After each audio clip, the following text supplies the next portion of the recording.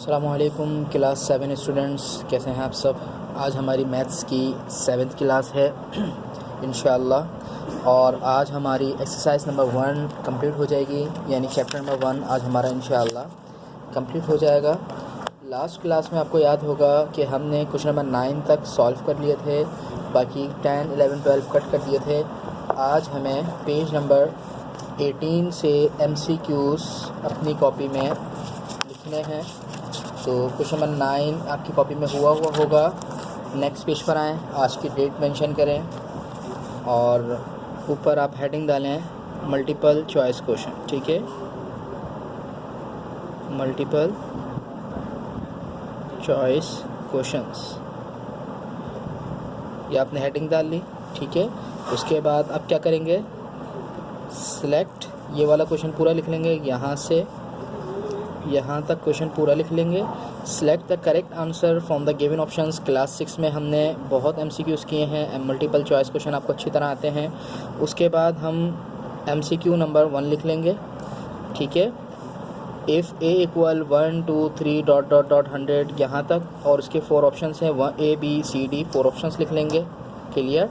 4 options लिखने के बाद हम सेकेंड MCQ लिखेंगे, फिर सेकंड MCQ के 4 ऑप्शन लिख लेंगे, थर्ड लिखेंगे, 4 लिखेंगे, 5th लिखेंगे।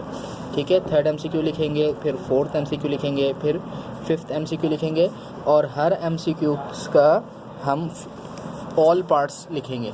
ठीक है, ऑल पार्ट्स लिखेंगे। अब मैं सिर्फ इसको एक्सप्लेन कर रहा हूँ, और जो करेक्ट आंसर होगा उसको हम टिक कर देंगे। ठीक है, आपको मालूम होना चाहिए मल्टीपल चॉइस क्वेश्चन का मतलब क्या होता है कि आपको क्वेश्चन बोला जाएगा, बताया जाएगा और पूछा जाएगा कि इस क्वेश्चन के मुताबिक इन चारों ऑप्शन में से कौन सा ऑप्शन ठीक है।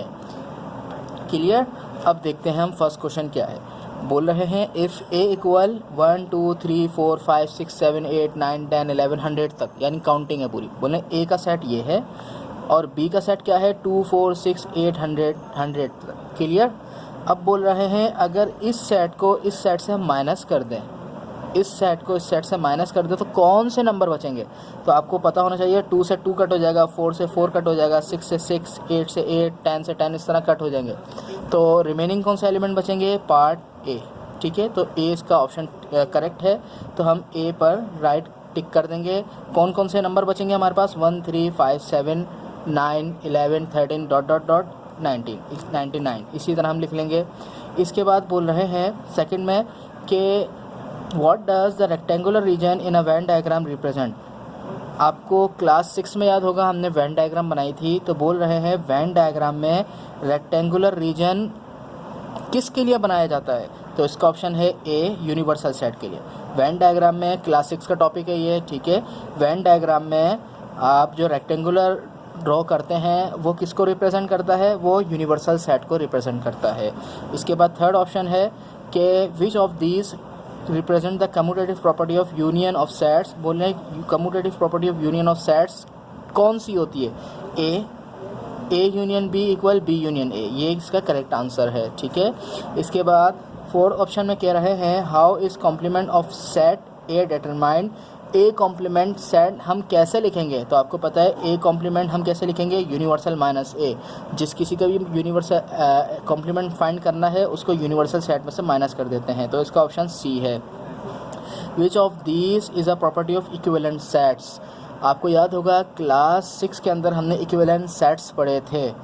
ठीक है, तो अगर कोई भूल गया है इक्विवेलेंट सेट्स क्या होते हैं तो मेरे YouTube चैनल पर जाएं और क्लास 6 की मैथ्स में क्लास नंबर 7 देख लें। उसमें इक्विवेलेंट सेट्स मैंने एक्सप्लेन किया है कि इक्विवेलेंट सेट्स क्या होता है। तो इसका पार्ट B आंसर आएगा, they contain the same number of element. Equivalent set वो होते हैं जिसमें सेम नंबर ऑफ एलिमेंट्स होते हैं। तो ये MCQs आपको लिखने हैं, चेक कराने हैं। फर्स्ट वाले का A आंसर है, सेकंड वाले का B, थर्ड वाले का A, फोर्थ वाले का C एंड फिफ्थ वाले का B। कंप्लीट MCQs करने हैं।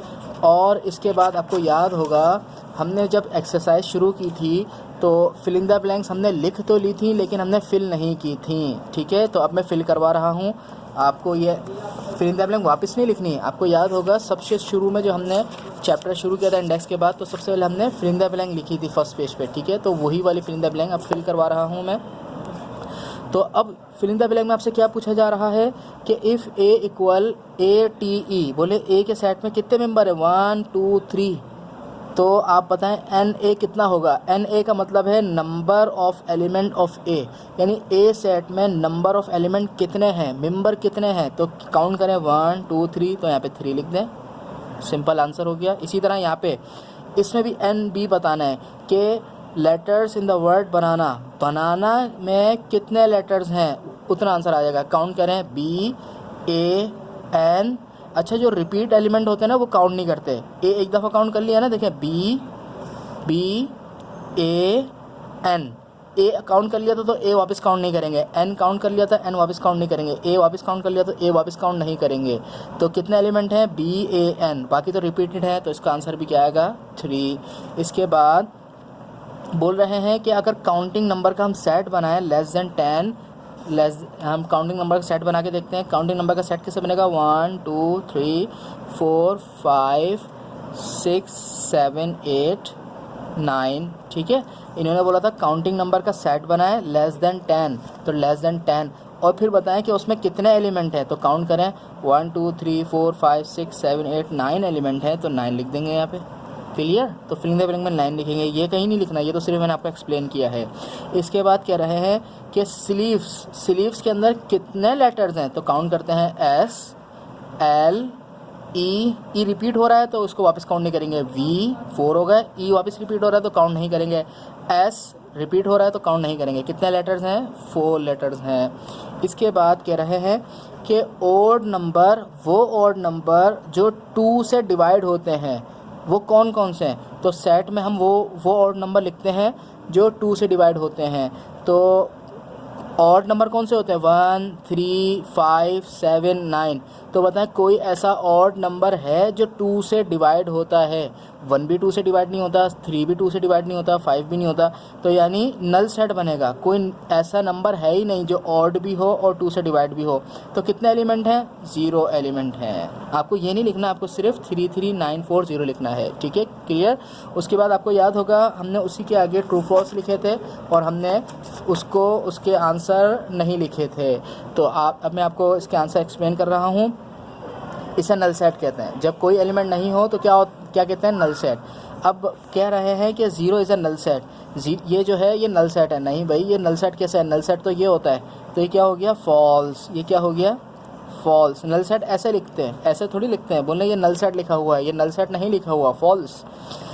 Equivalent sets contain the same number of element, बिल्कुल इक्विवेलेंट सेट में एक जैसे नंबर होते हैं, तो क्या हो जाएंगे ट्रू हो जाएगा ये। इसके बाद the cardinality of the set of positive integer is infinity, बोलने अगर पॉजिटिव नंबर का हम सेट बनाएं तो उसकी जो कार्डिनलिटी होगी यानी उसमें जो मेंबर होंगे वो इन्फिनिटी होंगे, यानी उनको गिना नहीं जा सकता। बिल्कुल सही, वो इन्फिनिटी ही होंगे, ट्रू, ठीक है। तो फर्स्ट वाला false, second true, third true. Fourth आपको बताया गया है कि if A intersection B is a null set, बोलने कि अगर ए इंटरसेक्शन बी का आंसर नल सेट आ रहा है, इसका मतलब है कि ए एंड बी में कॉमन सेट मेंबर कोई भी नहीं है। बिल्कुल सही। आपको याद होगा इंटरसेक्शन का मतलब क्या होता है, ए एंड बी में जो कॉमन नंबर हैं।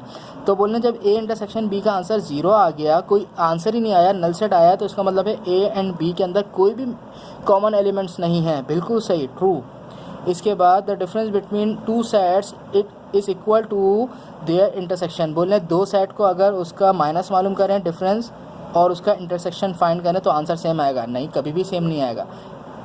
इंटरसेक्शन में तो हम सेम एलिमेंट लिखते हैं और माइनस में सेम एलिमेंट कट कर देते हैं।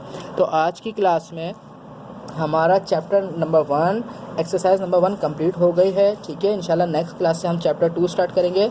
आज की क्लास में हमने क्या काम किया है, एमसीक्यूज़ मैंने आपको एक्सप्लेन कर दिए एज इट इज़। इसी तरह आपने एमसीक्यूज़ लिखने हैं चैप्टर के लास्ट में, और हमारे fill in the blanks and true false रह गई थी फिल होनी, तो आज मैंने ये फिल करवा दी। तो इसको देखकर काम करें और जो कुछ समझ ना आए मुझसे आप पूछ सकते हैं। आज हमारा चैप्टर 1 कंप्लीट हो गया है और इंशाल्लाह नेक्स्ट क्लास से चैप्टर 2 स्टार्ट करेंगे। अस्सलामु अलैकुम व रहमतुल्लाहि व बरकातुहू।